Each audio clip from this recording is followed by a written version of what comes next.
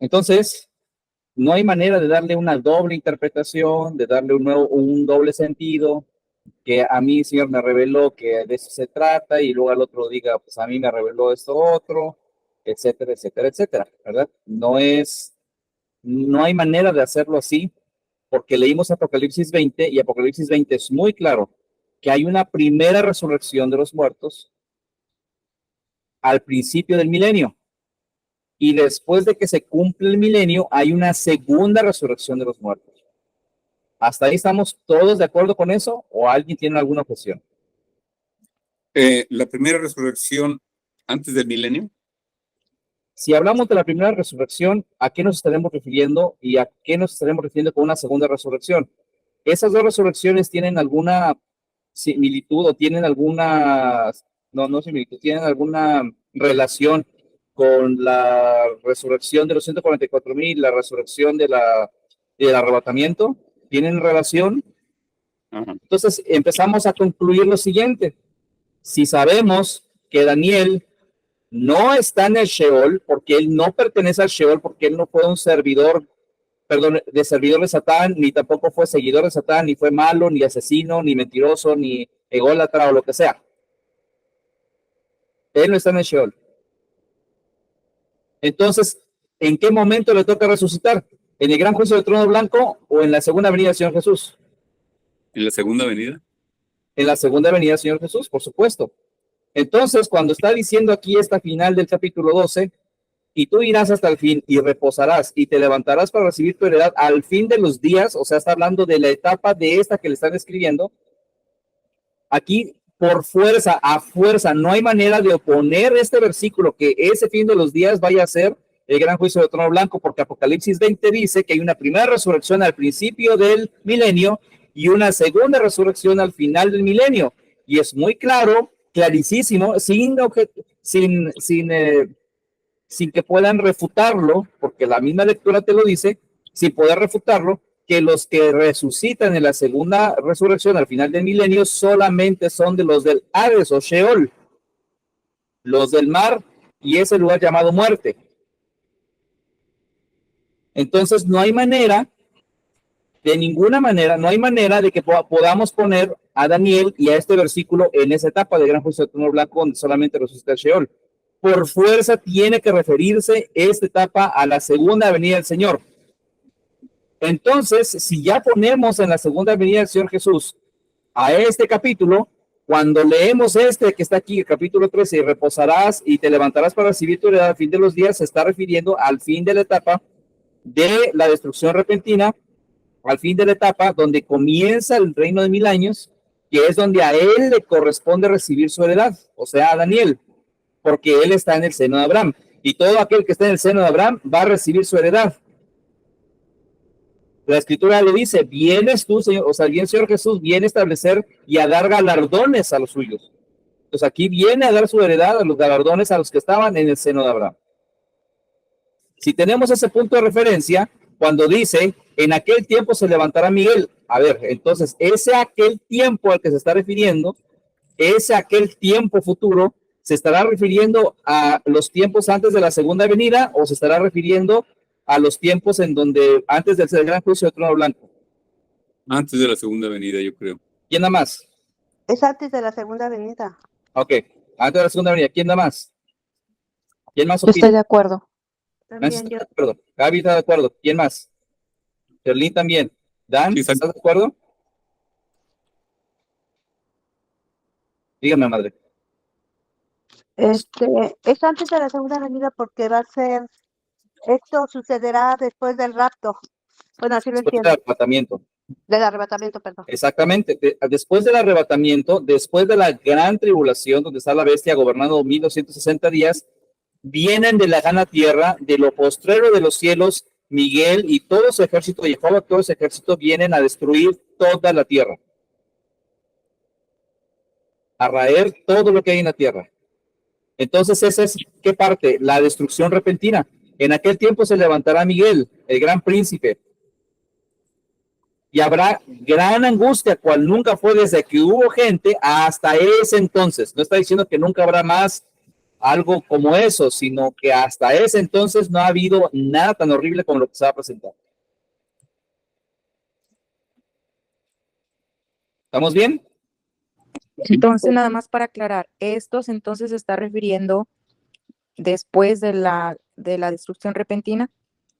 Se está refiriendo a la destrucción repentina, no después, a la destrucción repentina, porque Miguel a eso viene. Aquí te está diciendo el versículo, en aquel tiempo se levantará Miguel. ¿Y qué va a suceder si se levanta Miguel? Sí, Él es, una gran guerra. te lo identifican como el gran príncipe que está de parte de los hijos de tu pueblo. Esa es la identificación que le dan. Y su característica, su bando o su inclinación o su... Pues sí, ¿de qué lado está? Él es el gran De su príncipe, pueblo. él es el gran principal que está del lado de los hijos de tu pueblo. O sea, de Israel, está del lado de Israel.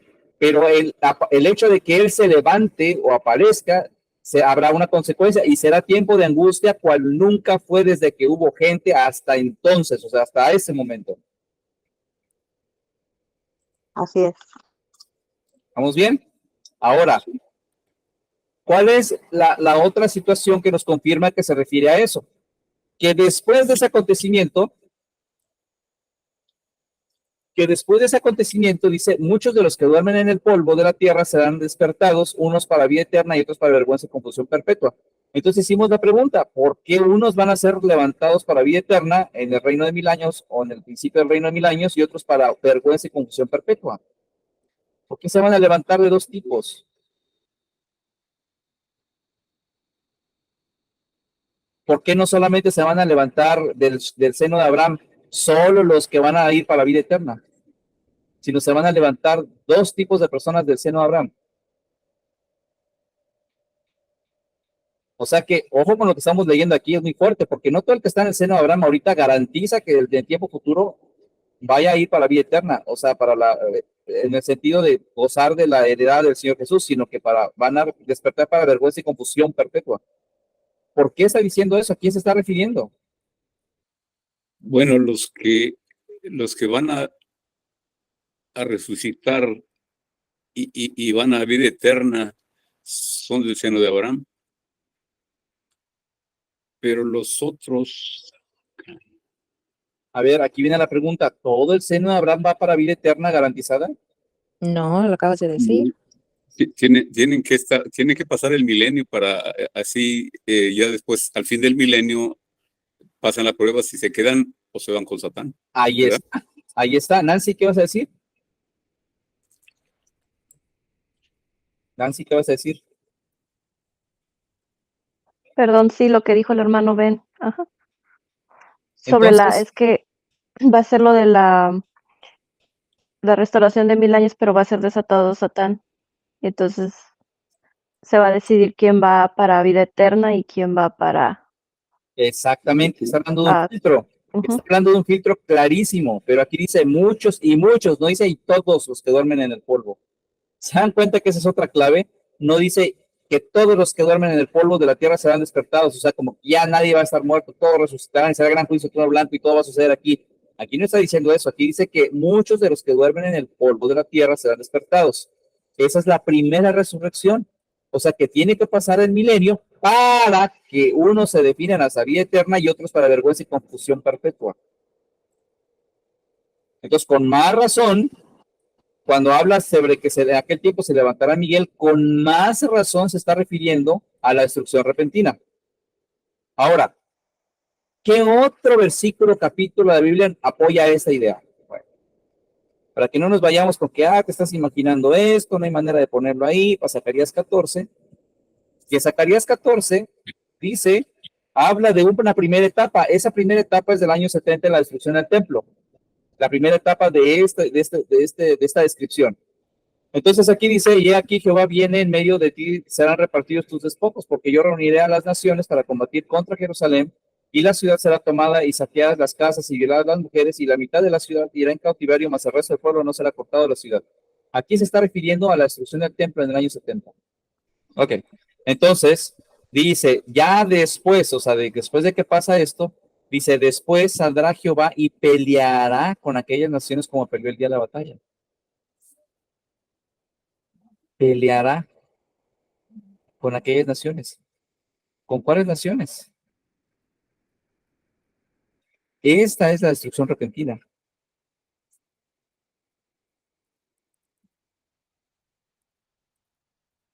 Esta es la destrucción repentina.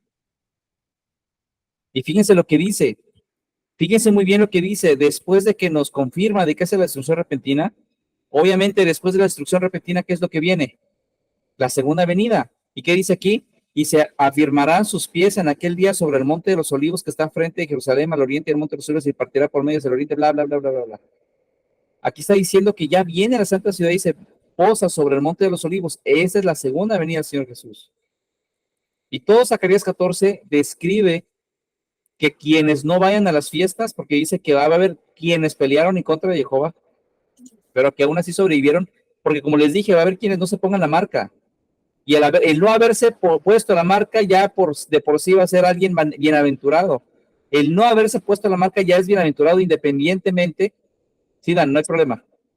Independientemente de lo que creas tú, si es San Juditas, San no Juditas y lo que quieras tú, la Virgencita, lo que tú quieras. Independientemente de tus creencias, si tú no te pones la marca, e inclusive si vas en contra de Jerusalén y peleas en contra de Jerusalén, pero no te pusiste la marca, tienes esa bienaventuranza de que te van a dar la oportunidad de reformarte durante 1000 años. El problema es si te pones la marca, pero si no te pones la marca, aún vas a tener ese chance. Y aquí dice, en este capítulo 14 de Zacarías, que precisamente toda esa gente que incluso peleó contra Israel en aquel tiempo, pero sobrevivió, o sea que fueron sobrevivientes, van a recibir año y con año lluvia los que asistan a las fiestas, y los que no asistan a las fiestas no van a recibir lluvia ni provisión. Allí es donde se cumple que va a gobernar con vara de hierro. ¿Estamos claros ahí? Sí. Bien, ya si tienes una pregunta. Sí, el día de la batalla, ¿qué significa o cuál es el día de la batalla? Ahí Es que habla, dice, como peleó en el día de la batalla. déjame ver a qué traducción Se tienes refiere. aquí, porque no es el día, debe ser periodo. Yom, periodo de tiempo. Peleó. Tiene que ver con Tesabá. No, esa es la Cham. Consumir. Destrucción, devorar. Como en aquel periodo en donde devoró. Batalla. Que era un encuentro hostil. Guerra. Y es que no está hablando de un día, Jazz. Muy importante tenerlo. Está hablando de un periodo de la batalla. Un periodo de hostilidad. Un periodo de enfrentamiento con hostilidad. Es a lo que se está refiriendo. Y ese periodo, pues básicamente empieza desde que aparece Jehová hasta que desaparece 300 años antes de la venida del Señor Jesús. Ok, gracias. ¿Queda claro o no? Pues yo pensé que se refería a algún tipo de acontecimiento o algo así, pero No, pues sí es un acontecimiento, pero no es de un día, o sea, de una fecha, sino de un periodo, porque la palabra Yom significa periodo. Yom es la misma palabra que aparece cuando está en el Génesis 1, 1, versículo 2, 3 o 4, y dice, cuando dijo Elohim, sea la luz, y fuera luz, y así fue, y fue el periodo 1, el periodo número 1, el Yom. Okay, es lo mismo, no está hablando de un día. Entonces, aquí las traducciones es el día. Entonces, ahí dicen, hubo un día. Entonces, todo el mundo piensa en 24 horas, un día, un acontecimiento, una fecha importante. No, está hablando de un periodo de tiempo en donde Jehová o Jehová es hostil o fue hostil. Aquí dice que peleó, está hablando de guerra, en el periodo de hostilidad. Batalla es hostilidad. Como el día, como peleó, como en la batalla del periodo de la hostilidad. Es lo que quiere decir aquí realmente en esa parte. Okay. Entonces, aquí dice que saldrá Jehová a pelear con aquellas gentes, así como lo hizo, o como fue como peleó en el periodo de la hostilidad. En el periodo de la hostilidad, fíjate, periodo de la hostilidad. ¿Cuántos capítulos no existen en el Antiguo Testamento en donde Jehová es hostil? Sí, pues muchos, casi todo. Entonces ya para la aparición del Señor Jesús 300 años antes no hay Jehová que esté siendo hostil, pero de ahí para atrás aparece la hostilidad por todos lados. Entonces no es como peleó el día de la batalla, es como peleó o como se enfrentó en el periodo de la hostilidad, cuando fue hostil. O sea, de esa misma manera en como fue hostil en aquel tiempo, es como después saldrá Jehová y peleará o hará esas grandes batallas, de esa misma manera. O sea, todo este tiempo ha estado buena onda, por así decirlo, pero cuando regrese el día de la destrucción repentina, va a volver a ser hostil o más hostil que cualquier otra ocasión que haya sido antes. ¿Queda bien? Queda muy Sí. bien, gracias.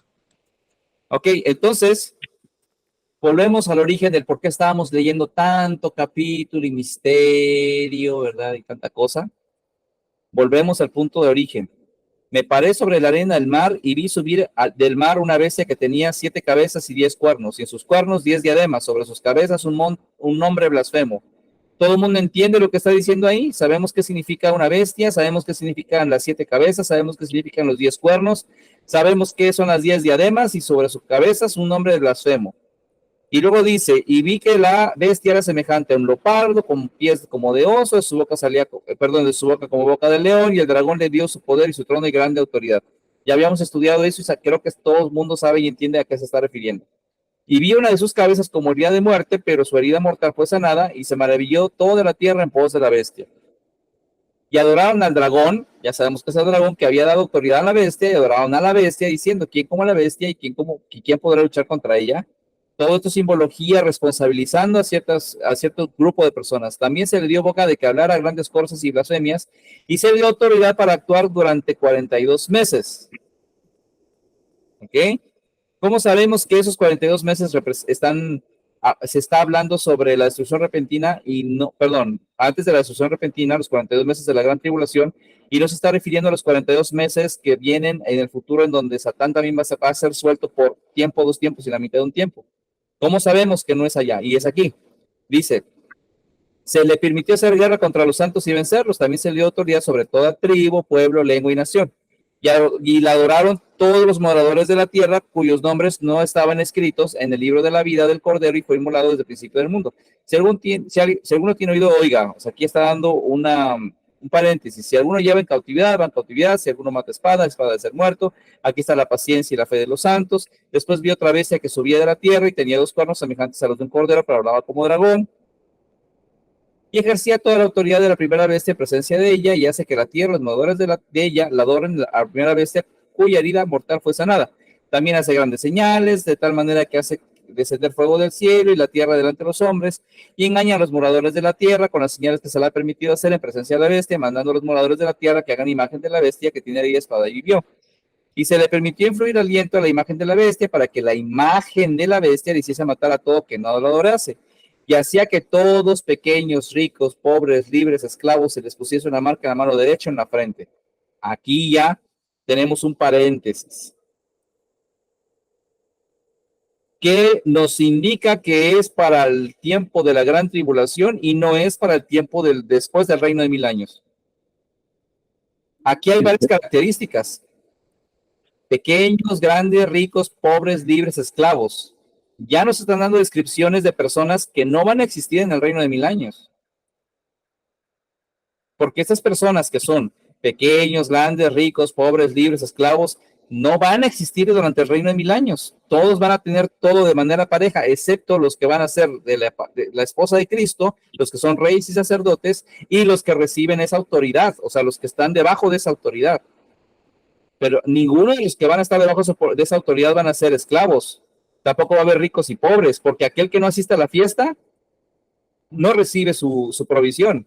Pero eso no lo hace ni más rico ni más pobre. Simplemente le dan su ración, su provisión suficiente, como el maná del cielo. Haga de cuenta que el maná del cielo es como la imagen de lo que había de venir, las cosas que habrían de ser, la sombra de lo que había de venir. Esa manutención diaria que no tienes por qué guardar, va a ser nada más suficiente para el día, y así te tienes que conformar y así tienes que vivir. Durante 1000 años esa va a ser la pauta. Y luego aquí viene, y que ninguno pudiese comprar ni vender, sino que tuviera la marca o el nombre de la bestia o el nombre de su nombre. En aquel tiempo tampoco va a haber comercio como para poder decir que va a haber quien no pueda comprar ni vender. Sin embargo, en la actualidad sí existe el comercio y tales cosas encajan para este tiempo, no encajan para el tiempo final en donde van a ser 7 años de la aparición de toda esta gran rebelión que va a darse por 7 años, de los cuales 1040 tardes y mañanas son para la preparación del cuando Satán se ha suelto por 1200 tardes, 1260 tardes y mañanas, y que después se complementa con 7 meses más, dando un total, bueno, en este caso, los primeros números de 1040 y 1260 dan un total de 2300 tardes y mañanas, y se complementa con los 7 meses, que son los días para la restauración del Santo Santuario, la limpieza del Santo Santuario. ¿Estamos bien? Aquí hay sabiduría. El que tiene entendimiento cuenta el número de la bestia, pues su número es número de hombre y su número es 666. Y luego esta siguiente frase debe de estar en a lo mejor en la Reina Valera que ustedes tienen no viene ahí, ¿verdad? Pero aquí sí viene así mal. Ese primero, que subrayé, estaría o tendría que ser para el versículo 19. Perdónenme, 14. Para el capítulo 14, versículo 1. El cántico de los 144,000, porque resulta que el capítulo 14 habla de los 144,000. ¿Ok? Entonces, ¿alguien tiene alguna pregunta? No. No, estoy bien. ¿Hay alguna duda de que el capítulo 13 representa el periodo de la gran tribulación y no representa el periodo de la última rebelión que va a ser después del milenio? No. No. Estamos claros de que no hay gente libre, ni esclavo, ni pobre, en ese tiempo no hay nada de eso. Tampoco hay un comercio. ¿Se dan cuenta? Entonces, no puede ser para aquel tiempo. Y recordemos que en 1260 días Satán va a tener autoridad 2 veces por la misma cantidad de tiempo, 1260 días previo a la destrucción repentina y 1260 días previo a cuando desciende fuego del cielo. Después del reino de 1000 años, ¿verdad?